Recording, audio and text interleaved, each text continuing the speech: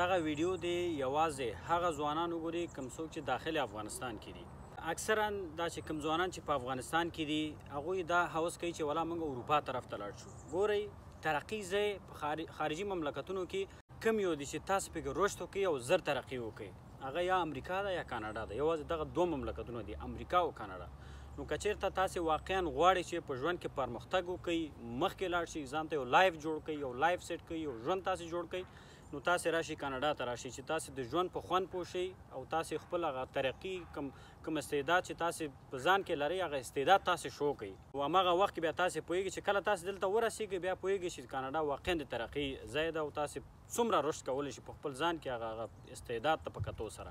او که چېرته تاسې دا کوشش کوئ چې ولا موږ اروپا ته لاړ شئ نو هلته ټول ژوند به هم تباه وي، ټول ژوند به داسې در په دره به وي. دا څومره دا کوم چې په اروپا کې دا اوسنی چې تاسې ګورئ کوم ځوانان چې هلته دي څومره په روحي فشار سره هغوی مواجه دي، څومره مشکلاتو سره هغوی مواجه دي چې هر څه یې هلته ګډوډ دي. نن سبا تاسې ګورئ په فرانس کې، په بلجیم کې زه داسې هلکان پېژنم، یو دوه هلکانو ته نومونه به یې دلته زه نه وایم چې بیخي همده د اسنادونو د خاطره روحي او ذهني تکلیف د لاسه عصبي تکلیف پیدا کړی دی. نو که هلته بیا شپږ کاله اووه کاله وروسته که چېرته اسنادونه واخلې چې یو وارې ته مشکل پیدا کړي، ذهني فشار او د روحي فشار له امله تا ته یو مشکل پیدا شي، هغه اسنادونو باندې بیا ته څه وکړي، هغه په اروپا باندې بیا ته څه وکړي. نو که دلته تاسې راځئ دلته واقعا تاسې خپل لایف سیټ کولی شئ، واقعا تاسې خپل ژوند تاسې جوړولی شئ، واقعا تاسې پرمختګ کولی شئ. نو دا چې څه رقم تاسې راځئ ډېرې زیاتې لارې چارې ما تاسو ته ښودلي دي.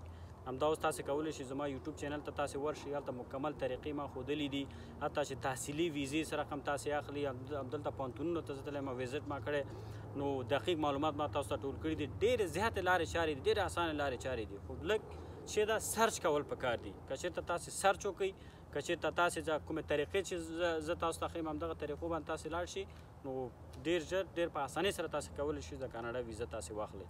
نه هېڅ ضرورت نشته چې تاسې کوم چاته $20,000 ورکوئ، $25,000 ورکوئ، $10,000 ورکوئ، $1 هم چاته مه ورکوئ.